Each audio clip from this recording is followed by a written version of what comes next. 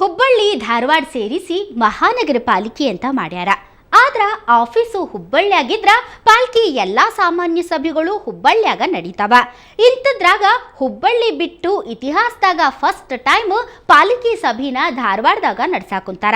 ಆದ್ರ ಇದು ಯಾಕೆ ಬೇಕು ಅನ್ನಕುಂತಾರ ವಿರೋಧ ಪಕ್ಷದ ಮಂದಿ.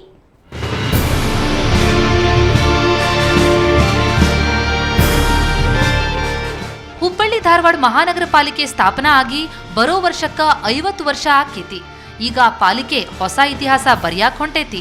ಇಷ್ಟು ವರ್ಷ ಪಾಲಿಕೆಯ ಸಾಮಾನ್ಯ ಸಭೆಗಳು ಹುಬ್ಬಳ್ಳಿಯಾಗ ನಡೀತಿದ್ವು. ಪಾಲಿಕೆಯ ಮುಂದಿನ ಸಭೆ ಧಾರವಾಡದಾಗ ನಡೀತೈತಂತ. ಆದ್ರ ಇದನ್ನೆಲ್ಲ ಯಾರನ್ನ ಕೇಳಿ ಮಾಡಕತ್ತೀರಿ, ನಮ್ಮನ್ನ ಯಾಕೆ ಕೇಳಿಲ್ಲ ಅನ್ನಕತ್ತಾರ ಪಾಲಿಕೆಯ ವಿರೋಧ ಪಕ್ಷದ ಮಂದಿ. ಇವತ್ತು ಇತಿಹಾಸದಲ್ಲಿ ನೋಡಿ, ಮಹಾನಗರ ಪಾಲಿಕೆ ನಗರಸಭೆಯಿಂದ ಮಹಾನಗರ ಪಾಲಿಕೆ ಹುಟ್ಟಿದವರೆಗೂ ಇವತ್ತು ಎಲ್ಲ ಸಾಮಾನ್ಯ ಸಭೆಗಳು ನಮ್ಮ ಮಹಾನಗರ ಪಾಲಿಕೆಯ ಹುಬ್ಬಳ್ಳಿಯಲ್ಲಿರುವಂಥ ಸರ್ಕಾರಿ ಸಭಾಭವನದಲ್ಲಿ ನಡೀತೆ. ಈ ಸಲ ಮಹಾಪೌರು ಬರುವಂಥ 29ನೇ ಸಭೆಯಲ್ಲಿ ಸಾಮಾನ್ಯ ಸಭೆಯನ್ನು ಧಾರವಾಡದಲ್ಲಿ ಮಾಡುವ ಒಂದು ಇಚ್ಛೆಯನ್ನು ಇಟ್ಕೊಂಡಿದ್ದಾರೆ. ಅದಕ್ಕೋಸ್ಕರ ನಾವು ವಿರೋಧ ಪಕ್ಷದವರು ಕಾಂಗ್ರೆಸ್ ಆಗಲಿ JDS ವಿರೋಧ ವ್ಯಕ್ತಪಡಿಸಿದೆ. ಯಾಕಂದರೆ ಇವತ್ತು ಹುಬ್ಬಳ್ಳಿ ಧಾರವಾಡ ಮಹಾನಗರ ಪಾಲಿಕೆ ಅಂತಿದೆ. ಇವತ್ತು ಈ ಮಹಾಪೌರು ಧಾರವಾಡ ಬೇರೆ ಹುಬ್ಬಳ್ಳಿ ಬೇರೆ ಮಾಡುವಂಥ ಪ್ರಸಂಗ ಕೂಡ ಮಹಾನಗರದಲ್ಲಿ ಹುಟ್ಟುಕೊಂಡಿದೆ. ಅಲ್ರಿ, ಮೀಟಿಂಗ್ ನಡೆಸುವುದಂದ್ರ ಹಗೂರಲ್ಲ. ಕನಿಷ್ಠ 2 ಲಕ್ಷದಿಂದ 4 ಲಕ್ಷ ರೂಪಾಯಿ ಖರ್ಚಾಕೇತಿ. ಪಾಲಿಕೆ ಮೇಯರ್ ಮತ್ತ ಸ್ವಲ್ಪ ಬಿಜೆಪಿ ಸದಸ್ಯರು ಎಲ್ಲಾ ಸೇರ್ಕೊಂಡು ಧಾರವಾಡದಾಗ ಮೀಟಿಂಗ್ ನಡೆಸೋ ತೀರ್ಮಾನ ಮಾಡ್ಯಾರ. ಅದು ಪೂರ್ತಿ ಅವೈಜ್ಞಾನಿಕ ಐತಿ. ಅಷ್ಟ ಅಲ್ಲ, ಹುಬ್ಬಳ್ಳಿ ಧಾರವಾಡ ಒಡೆಯೋ ಕೆಲಸ ಇದು ಅಂತಾರ. ಆದ್ರ ಬಿಜೆಪಿ ಮಂದಿ ಮೀಟಿಂಗ್ ನಡೆಯೋದು ಚಲೋ ಅಂತಾರ. ನಮ್ಮ ಮಹಾನಗರ ಪಾಲಿಕೆಯಲ್ಲಿ ಪೂಜ್ಯ ಮಹಾಪೌರರು ಮತ್ತು ಆಡಳಿತ ಪಕ್ಷ ತೆಗೆದುಕೊಂಡಂಥ ಏನು ಇದು ಧಾರವಾಡದಲ್ಲಿ ಒಂದು ಸಭೆ ಆಗಬೇಕಂತಕ್ಕಂಥ ಏನು ಇದು ನಿರ್ಧಾರ ಇದೆ, ಇದು ಸಮಸ್ತ ಹುಬ್ಬಳ್ಳಿ ಧಾರವಾಡವನ್ನು ಅಭಿವೃದ್ಧಿಯತ್ತ ತೆಗೆದುಕೊಂಡು ಹೋಗಲಿಕ್ಕೆ ಇದೊಂದು ಮಾರ್ಗದರ್ಶನವಾದಂಥ ಒಂದು ನಿರ್ಧಾರ. ಆದ್ದರಿಂದ ಇವತ್ತೇನು ವಿರೋಧ ಪಕ್ಷದವರು ಸುಮ್ಮನೆ ಮೊಸರಲ್ಲಿ ಕಲ್ಲು ಹುಡುಕ್ತಕ್ಕಂಥ ಏನು ಕಾರ್ಯವನ್ನು ಮಾಡ್ತಾ ಇದ್ದಾರೆ, ಅದು ಇಡೀ ನಮ್ಮ ಮಹಾನಗರದ ಜನತೆ ಅದನ್ನು ವೀಕ್ಷಣೆ ಮಾಡ್ತಾ ಇದ್ದಾರೆ. ಅಭಿವೃದ್ಧಿ ಕೆಲಸದಾಗ ಹುಬ್ಬಳ್ಳಿ ಧಾರವಾಡ ಅನ್ನೋ ಭೇದ ಭಾವ ಯಾರೂ ಮಾಡಿಲ್ಲ. ಎರಡೂ ಕಡೆ ಒಂದ ಪ್ರಕಾರ ಕೆಲಸ ನಡೆದಾವ. ಹಿಂಗಿರೋ ಮುಂದ ಧಾರವಾಡದಾಗ ಮೀಟಿಂಗ್ ಯಾಕೆ ಬೇಕು? ಅಲ್ದ ನಮ್ ಒಪ್ಪಿಗೆ ಪಡೆಯದ ಮೀಟಿಂಗ್ ಮಾಡಕತ್ತಾರ. ಹಿಂಗಾಗಿ ನಾಳೆ ನಡೆಯೋ ಮೀಟಿಂಗ್ಗೆ ನಾವು ಹೋಗಂಗಿಲ್ಲ ಅಂತ ವಿರೋಧ ಪಕ್ಷದವರು ಹೇಳಕತ್ತಾರ. ಆದ್ರ ಈ ಐತಿಹಾಸಿಕ ಮೀಟಿಂಗ್ ಹೆಂಗ್ ನಡೀತೈತಿ ಅನ್ನೋ ಕುತೂಹಲ ಎಲ್ಲರಿಗೂ ಇರೋದಂತೂ ಖರೆ. ಪ್ರಸನ್ನ ದೇಶಪಾಂಡೆ, ಸುವರ್ಣ ನ್ಯೂಸ್ 24/7 ಹುಬ್ಬಳ್ಳಿ. ಕೊಪ್ಪಳದ ಮಂದಿ ಅಂತೂ ತಮಗ್ ಬೇಕಾದವರಿಗೆ ಓಟ್ ಹಾಕಿ ಹಣೆ ಬರಹ ಬರ್ದಾಗೈತಿ. ಆದ್ರ ಯಾರ ಹಣೆ ಬರಹ ಹೆಂಗೈತಿ ಅನ್ನೋದು ಬೆಳಕ್ ಹರಿಯೋದ್ರಾಗ ಗೊತ್ತಾಕೈತಿ. ಅಂದ್ಹಂಗ ಗವಿಸಿದ್ದೇಶ್ವರ ಕಾಲೇಜ್ನಾಗ ಕೌಂಟಿಂಗ ಎಲ್ಲಾ ರೆಡಿ ಆಗೈತಿ.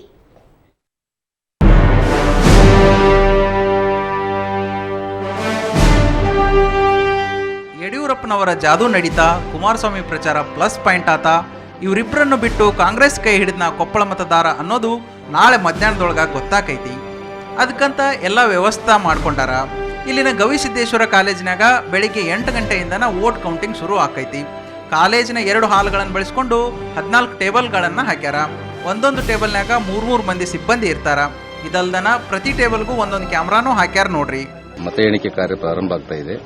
ನಾವು ಒಟ್ಟು ಮತ ಎಣಿಕೆಗಾಗಿ 2 ಹಾಲುಗಳನ್ನು ನಾವು ತಯಾರು ಮಾಡಿದ್ದೀವಿ. ಒಂದೊಂದು ಹಾಲಿನಲ್ಲಿ 7 ಟೇಬಲ್ಗಳು ಹಾಕಿದ್ದೀವಿ. ಒಟ್ಟು 14 ಟೇಬಲ್ಗಳಿದ್ದಾವೆ. ಒಂದು ಟೇಬಲಿಗೆ ಒಬ್ಬ ಕೌಂಟಿಂಗ್ ಸೂಪರ್ವೈಸರ್ ಮತ್ತು ಒಬ್ಬ ಕೌಂಟಿಂಗ್ ಅಸಿಸ್ಟೆಂಟ್ ಇರ್ತಾನೆ. ಮತ ಎಣಿಕೆ ಕೇಂದ್ರದ ಸುತ್ತ 144ನೇ ಕಲಂ ಜಾರಿ ಮಾಡ್ಯಾರ. ಬಂದೋಬಸ್ತ್ ಸಲುವಾಗಿ ಅಂತನ 3 ಮಂದಿ DYSP, 9 ಜನ ಇನ್ಸ್ಪೆಕ್ಟರು, 24 ಜನ SIಗಳು, 26 ಮಂದಿ ASIಗಳು, 225 ಜನ ಪೊಲೀಸರು ಅದಾರ. ಇವ್ರ ಜೊತೆಗೆ 4 KSRP ಹಾಗೂ 6 DAR ತುಕಡಿನೂ ಡ್ಯೂಟಿ ಮ್ಯಾಗ್ ಇರ್ತಾವು. ಎಲ್ಲೇ ಏನೇ ಅನಾಹುತ ಆಗದಂಗೆ ನೋಡಾಕ ರೆಡಿ ಇದೀವಿ ಅಂತಾರ ಪೊಲೀಸರು. ಹೆಚ್ಚಿನ ಭದ್ರತೆಯನ್ನು ಈ ಎಣಿಕೆಯ ಕಾರ್ಯಕ್ಕೆ ಒದಗಿಸಲಾಗಿದೆ. ಈ ಕಾರ್ಯಕ್ಕೋಸ್ಕರ ಒಟ್ಟು 3 DSPಗಳು ಹಾಗೂ 9 ಸರ್ಕಲ್ ಇನ್ಸ್ಪೆಕ್ಟರ್ಗಳು ಹಾಗೂ 24 ಸಬ್ ಇನ್ಸ್ಪೆಕ್ಟರ್ಗಳು, 26 ASIಗಳು ಹಾಗೂ 225 HCPC, 4 KSRP ಪ್ಲಟೂನ್ಗಳು ಹಾಗೂ 6 DR ತುಕಡಿಗಳನ್ನ ಈ ಒಂದು ಬಂದೋಬಸ್ತ್ ಕಾರ್ಯಕ್ಕೆ ನಿಯೋಜಿಸಲಾಗಿದೆ. ಯಾರಿಗೆದ್ರೂ ನಾಳೆ ಮೆರವಣಿಗೆ ನಡೆಸಂಗಿಲ್ಲ, ವಿಜಯೋತ್ಸವ ಮಾಡಂಗಿಲ್ಲ ಅಂತ ಪೊಲೀಸರು ಬ್ಯಾನ್ ಹಾಕ್ಯಾರ. ಇವತ್ತು ಸಂಜೆಯಿಂದನ ಅಕ್ಟೋಬರ್ 1 ತನಕ ಊರಾಗ ಸೆರೆ ಮಾರಂಗಿಲ್ಲ ಅಂತ ಆರ್ಡರ್ ಮಾಡ್ಯಾರ. ಯಾರು ಗೆಲ್ತಾರ ಅನ್ನೋ ಕುತೂಹಲಕ್ಕ ನಾಳೆ ಮಧ್ಯಾಹ್ನ ತನಕ ಕಾಯ್ಬೇಕು ನೋಡ್ರಿ.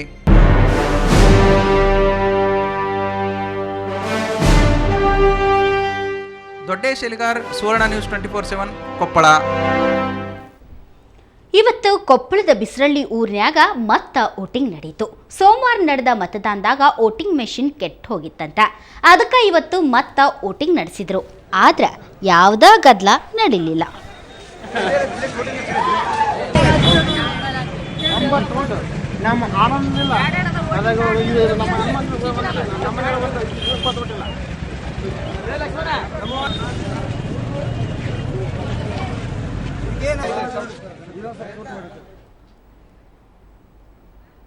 ಈಗ ಕೊಪ್ಪಳದಾಗ ಎಲ್ಲರ ನೋಡ್ರಿ ಯಾರು ಗೆಲ್ತಾರ ಯಾರು ಸೋಲ್ತಾರ ಅನ್ನೋದ ಸುದ್ದಿ. ಹಿಂಗಾಗಿ ಕರಡಿ ಸಂಗಣ್ಣ ಗೆಲ್ಬೇಕಪ್ಪ ಅಂತ ಅಭಿಮಾನಿಯೊಬ್ಬ ತಲಿ ಮ್ಯಾಗ ಕಮಲ ಅರಳಿಸ್ಯಾನ. BT ಪಾಟೀಲ್ ಕಟ್ಟಿಂಗ್ ಶಾಪ್ ಮಾಲೀಕ ಸುಭಾಷ್ ಹಡಪದ ಕರಡಿ ಸಂಗಣ್ಣನ ಕಟ್ಟ ಅಭಿಮಾನಿ. ಹಿಂಗಾಗಿ ನಮ್ಮ ಕರಡಿ ಗೆತ್ತಂದ್ರ 2 ದಿನ ಫ್ರೀ ಕ್ಷೌರ ಮಾಡಿಸ್ತೀವಿ ಅಂತ ಹೇಳ್ಯಾನ.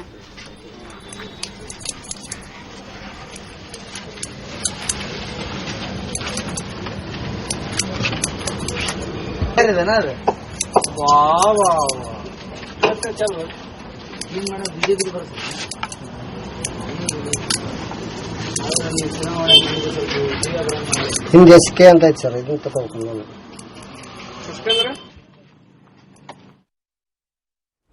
ಅವ ಇಡೀ ಮನಿಗ ಆಧಾರ. ಅವನಿಂದನ ಇಡೀ ಮನಿ ನಡಿಬೇಕು.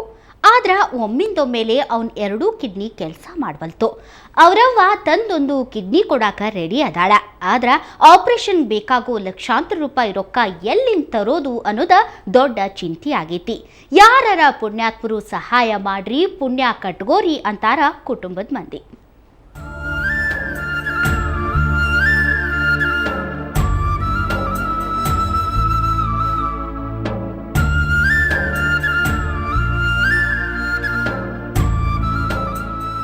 ಇವ ಬಸವರಾಜ್ ಹೂಗಾರ್ ಅಂತ್ರಿ.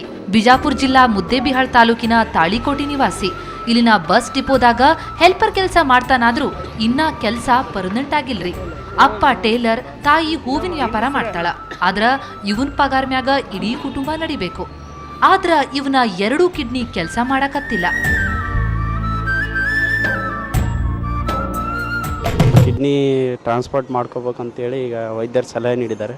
ಅದೇ ಥರನಾಗಿ ಟ್ರಾನ್ಸ್ಪೋರ್ಟ್ ಮಾಡ್ಕೋಬೇಕಂದ್ರೆ ಸುಮಾರು 6 ಲಕ್ಷ ರೂಪಾಯಿ, ಈಗ ಟ್ರಾನ್ಸ್ಪೋರ್ಟ್ ಮಾಡ್ಕೋಬೇಕಾದ್ರೆ 6 ಲಕ್ಷ ರೂಪಾಯಿ ಖರ್ಚಾಗುತ್ತೆ ಅಂತ ಹೇಳಿದ್ದಾರೆ.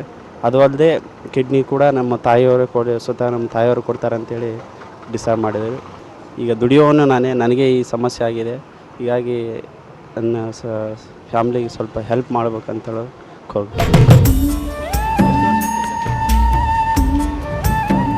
ವಾರದಾಗ 3 ಸಲ ಬಸವರಾಜ್ಗ ತಪ್ಪದ ಡಯಾಲಿಸಿಸ್ ಆಗ್ಬೇಕು. ಈಗಾಗಲೇ ಈ ಹೂಗಾರ್ ಕುಟುಂಬ ದವಾಖಾನೆ ಖರ್ಚಿಗಂತನ ಸಾಲ ಸೋಲ ಮಾಡಿ ಹೈರಾಣಾಗ್ಯದ. ಮನ್ಯಾಗಿದ್ದ ಬೆಳ್ಳಿ ಕಿಡ್ನಿ ಅದಕ್ಕೆ ಆಪರೇಷನ್ ಮಾಡಕ್ಕೂ ಲಕ್ಷಗಟ್ಲೆ ರೊಕ್ಕ ಅನ್ನೋ ಚಿಂತಿ ಇವರನ್ನ ಕಾಡಕತ್ತೈತಿ. ಈಗ ನಾವು ಆರ್ಥಿಕ ಪರಿಸ್ಥಿತಿ ಇದ್ದ ಸಲುವಾಗಿ ನಾವು ಎಲ್ಲ 4-5 ಕಡೆ ತಿರುಗಾಡಿ ಎಲ್ಲ ಡಾಕ್ಟರ್ಗಳು ಹೇಳಿದ್ರು. ಇವು ಖರ್ಚು ಈಗ ಒಂದು 4-5 ಲಕ್ಷ ರೂಪಾಯಿ ಈ ಕಡೆ ಖರ್ಚು ಮಾಡಿವ್ರಿ. ಮತ್ತು ಇನ್ನೂ ಮುಂದೆ ಖರ್ಚು 5-6 ಲಕ್ಷ ರೂಪಾಯಿ ಆಗ್ತದೆ ಅಂತ ಹೇಳ್ಯಾರ. ಹೀಗಾಗಿ ನಾವು ಭಾಳ ಫ್ರೆಶ್ ಆಗೀವಿ. ಮುಂದೆ ಯಾವುದೇ ಥರದಿಂದ ಈ ಗೌರ್ಮೆಂಟ್ ಅಲ್ಲಿ ಇಲ್ಲಿ ಕೇಳಿದ್ರು ಯಾವ ನಮಗೆ ಸೌಲಭ್ಯ ಸಿಕ್ಕಿಲ್ಲ ಸರ್. ಅವನೇ ಎಲ್ಲ ಮನೆಗೆ ಹಿರೇ ಮಗ ರೀ, ಅವನೇ ನಮ್ದೆಲ್ಲ ರಕ್ಷಣೆ ಮಾಡವ್ರಿ. ಅವನಿಗೆ ಈ ಥರ ಕಿಡ್ನಿ ಪ್ರಾಬ್ಲಮ್ ಐತ್ರಿ. ನಾವು ಮನಸಾರೆ ನಾವು ಕಿಡ್ನಿ ಕೊಡ್ಬೇಕಂತ ತಯಾರಾಗಿವಿ. ನಮಗದು ಖರ್ಚಿಂದು ಆಗೋಲ್ಲಾಗ್ಯದ್ರಿ ನಮಗೆ.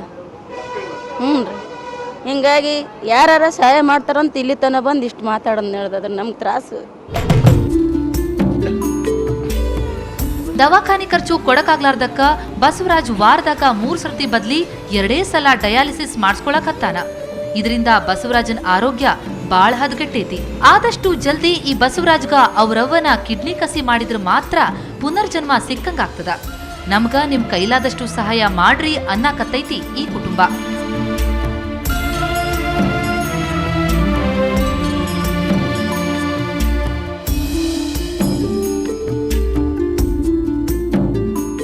ಕ್ಯಾಮರಾ ಪರ್ಸನ್ ಸಂಗಮೇಶ್ ಜೊತೆ ರಾಜು ಪಾಟೀಲ್, ಸುವರ್ಣ ನ್ಯೂಸ್ 24/7 ಬಿಜಾಪುರ.